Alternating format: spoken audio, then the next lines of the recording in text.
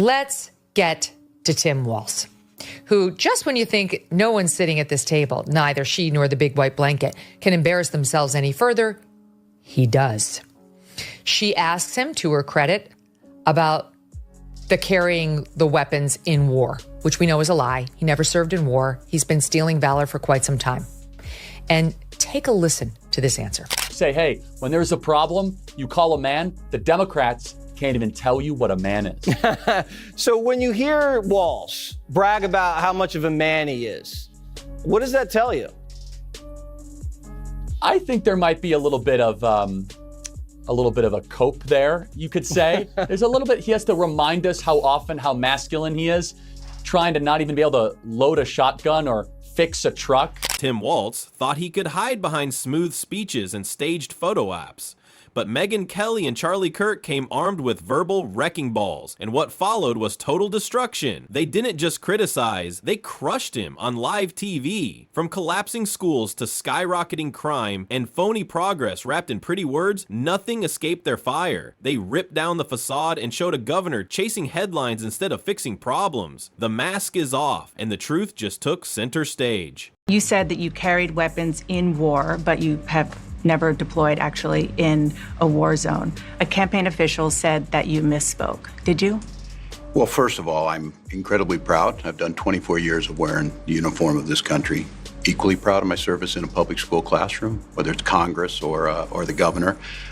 My record speaks for itself, but I think people are coming to get to know me. I speak like they do.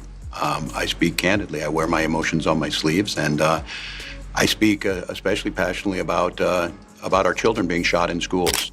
I'll tell you one thing, the most masculine thing that someone can do in America today is stand up for women that are not able to stand up for themselves. Right. So while Tim Walz is going on Gavin Newsom's podcast, attacking me, by the way, saying that I'm a bad guy, well, I'm sorry, Governor Walz. One thing that we don't have in common is, unlike you in Minnesota, I, every single day, am actually fighting for female privacy in locker rooms and that women's sports will not have men in them. Real men stand up for women when they're not able to stand up for themselves. Megyn, Kelly, and Charlie Kirk don't wait for green lights. They charge straight through the nonsense with cameras blazing. They don't tiptoe around fake leadership or whisper in corners. They call it out loud and live. And when Tim Walz stepped into the spotlight, they came armed with enough truth to torch his entire narrative. This wasn't personal, it was accountability on full blast. Because when failure screams that loudly, it practically begs for a microphone. And the idea that you said that you were in war. Yeah. Did you misspeak, as the campaign has said? Yeah, I said we were talking about, in this case, this was after a school shooting, the ideas of carrying these weapons of war. And my wife, the English teacher, told me my grammar is not always correct. But again, if it's not this, it's an attack on my children for showing love for me, or it's an attack on my dog. This is a sacred trust. In the spring of 2005, Walz walked away from that sacred trust, abandoning his post when he learned of an upcoming Iraq deployment. This is Senecal Pubula saying this. He is a coward. According to this Twitter feed, he is a quitter. And every veteran I've talked to thinks that Walz is close to betraying the country by doing it. Megyn Kelly only needed one look at the polished packaging around Tim Walz to know something smelled fake. He wore the everyman label like a Halloween costume, posing as a down-to-earth governor who claimed to understand everyday struggles. But Megyn spent years tearing through phonies and media-made myths. She knew a performance when she saw one. Walz didn't radiate honesty. He reeked of consultant-crafted fluff wrapped in recycled sincerity. What Walz did is the moral equivalent of a mother dropping off her 5 preteen children at an orphanage in the dead of night so that she could run for Congress. Yes, it is that bad. This was more than just abandoning troops. It also reflects a major personal deficit in his character and makeup. By the way, this is written by a veteran. Megyn didn't waste time. She tore through the shiny surface and exposed the gaping cracks underneath. Walz promised unity and transparency, but led with chaos and fear. She highlighted his habit of ducking blame like a child, blaming the cup for spilling milk. His whole leadership style? Step 1, toss out a vague plan. Step 2, vanish when things go wrong. Step 3, hold a press conference that answers nothing. Charlie Kirk, meanwhile, went straight for the financial throat. He scorched Walz's economic track record like it was soaked in gasoline. Charlie mocked how the governor could drive businesses out of Minnesota faster than a snowplow on a blizzard run. Taxes soared, red tape exploded, and economic growth? It was stuck like sludge in a July swamp. Walz, Charlie argued, seemed to think growth meant hiring more bureaucrats while punishing the private sector for daring to succeed. Then they widened the lens, and the picture got even uglier. Megyn laid bare the pandemic disaster under Walz's watch. She painted him as a part-time scientist with a full-time fear machine. Lockdown slammed down hard, but only when politically useful. Small businesses got crushed, while big corporations waltzed by untouched. Schools were shuttered while bars got special passes. Megyn wasn't fooled. This wasn't science. It was politics playing dress up in a lab coat.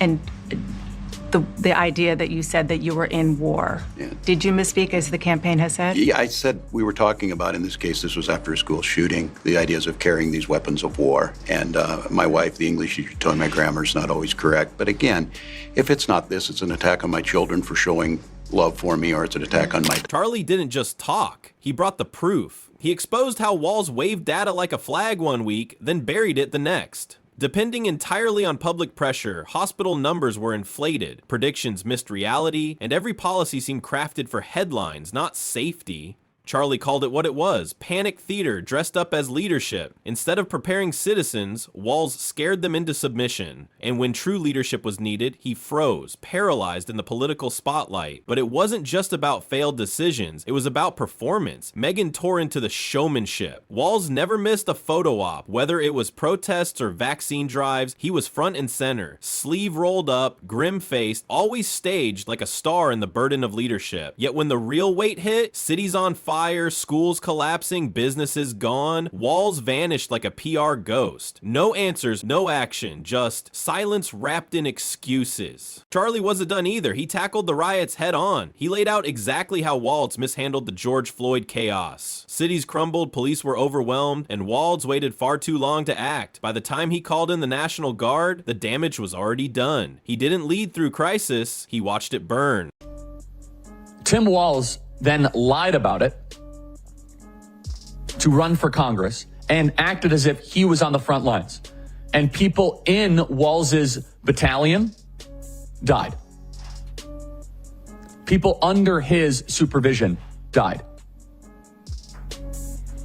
If Master Sergeant retired Walz could not be trusted to fulfill his duties he had to his soldiers, his unit and his nation in 2005, how can he be trusted to be vice president in 2025? Charlie scoffed at the claim that Walz was simply waiting for more information. He said it looked more like Walz was stalling, hoping someone else would step in, clean up the chaos, and hand him the credit afterward. The delay, the dithering, the silent surrender. It painted a damning picture of a man more terrified of bad press than burning streets. Then came the blow to his education record, and Megyn didn't hold back. With laser focus, she went after Walz's handling of Minnesota's schools. Here was a former teacher presiding over one of the steepest academic declines in state history. Reading scores crumbled, math scores collapsed, and instead of fixing the disaster, Walz doubled down on failed virtual learning while real solutions were nowhere to be found. Next, the culture war hit the stage, and both of them took aim. Megyn tore apart Walz's desperate juggling act on every hot-button issue. He tried to straddle every line, but ended up as bland as a bowl of cold soup. No real stance, no bold moves, just endless calculations to keep everyone mildly confused. She accused him of enabling radical agendas behind a calm tone and cozy Minnesota accent. Moderation, she said, was just his mask for extremism.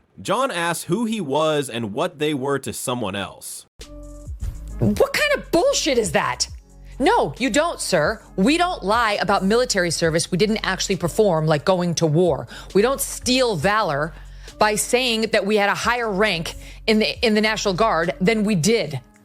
We don't run around saying we were part of We served in operating enduring freedom in Afghanistan when we didn't. We don't stand and watch somebody say that we were in combat in Iraq when we weren't. Charlie came swinging again, this time at Walz's blind loyalty to the political machine. He claimed Walz wasn't leading Minnesota. He was following orders. Donors called, the party spoke, and Walz obeyed like clockwork. Mask the kids? Done. Close churches, but keep liquor stores open? No problem. Pretend crime doesn't exist? He nodded like a bobblehead in a hurricane. Charlie's message was brutal. Walz wasn't a governor. He was a brand manager in snow boots. Megyn then turned to one of the most pressing failures. Public safety. Under Walz, she said, police weren't just defunded, they were disrespected and dismantled. Morale hit rock bottom, crime surged, and citizens were left begging for leadership while Walz acted like safety was up for debate.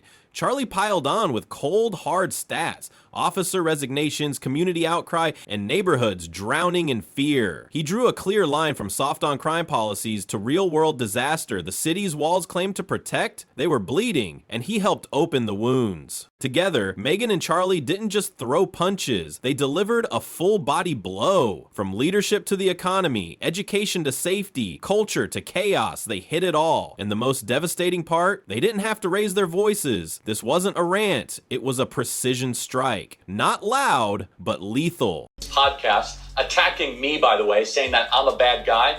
Well, I'm sorry, Governor Walz. One thing that we don't have in common is, unlike you in Minnesota, I, every single day, am actually fighting for female privacy in locker rooms and that women's sports will not have men in them. Real men.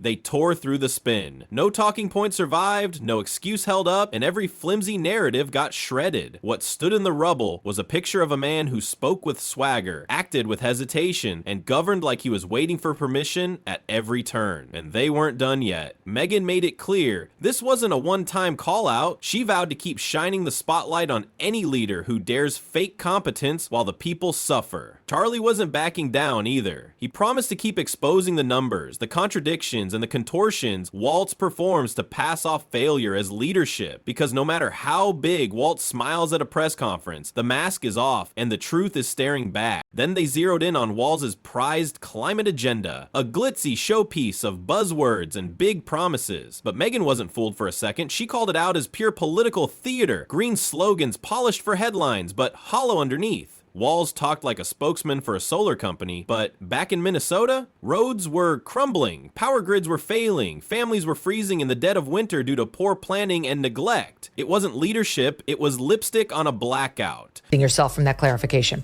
And then here's two pieces of this that are really, I speak like they do. People are coming to get to know me.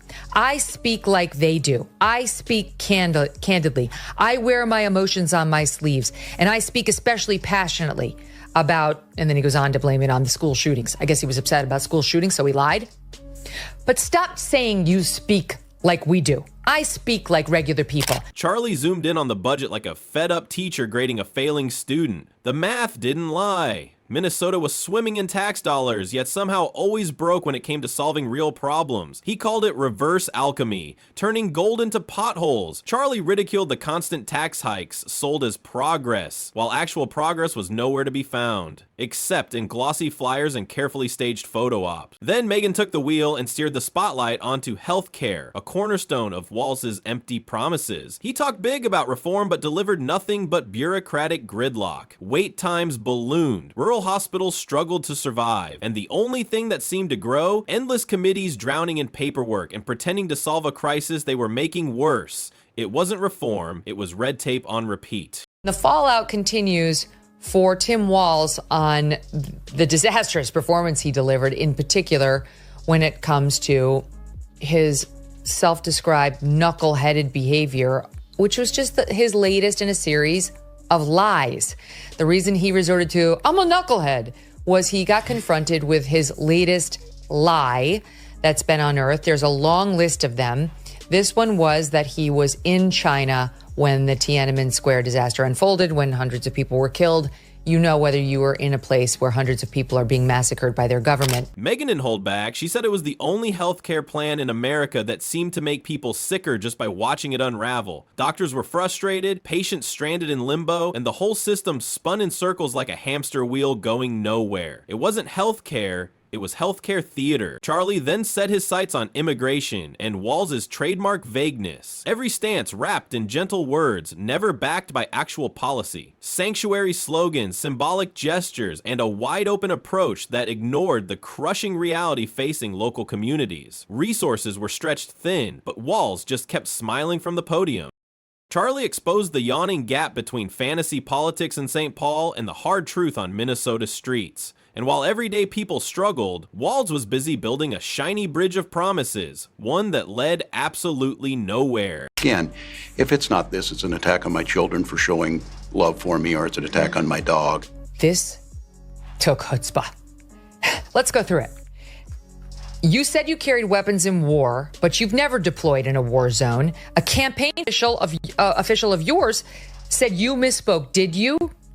Well, I'm proud, incredibly proud of my record. He keeps doing this. Equally proud of my service in the classroom. Did I mention I was a teacher and a coach, an assistant coach? Okay, whatever. But he's more stolen valor. In the classroom, I'm in the classroom. My record speaks for itself. It doesn't, actually. You've put a lot of lies into that record that you've been called out on by service personnel. Then came Walz's media strategy, and Megyn ripped it to shreds. She exposed the staged interviews, the fluff pieces, and his habit of dodging real questions unless the cameras were soft and the script was pre-approved. Megyn had seen her share of rehearsed politicians, but Walz elevated it to performance art. She quipped that his idea of transparency was letting reporters watch him read a statement ghostwritten by 6 people he'd never met. Charlie jumped in with a grin and nailed it. Walz treated media like a group project in college. He'd show up at the last minute, read the final paragraph, and expect an A+ while doing none of the work. All the while, real damage quietly snowballed behind the curtain. Teachers burned out, and business owners simply gave up. Disgusting, repulsive, and reprehensible examples of abandoning one's unit, of turning back on country and instead for own personal comfort and safety that we have ever seen in politics. And it's far worse than I even think people are describing it. It is worse than stolen valor.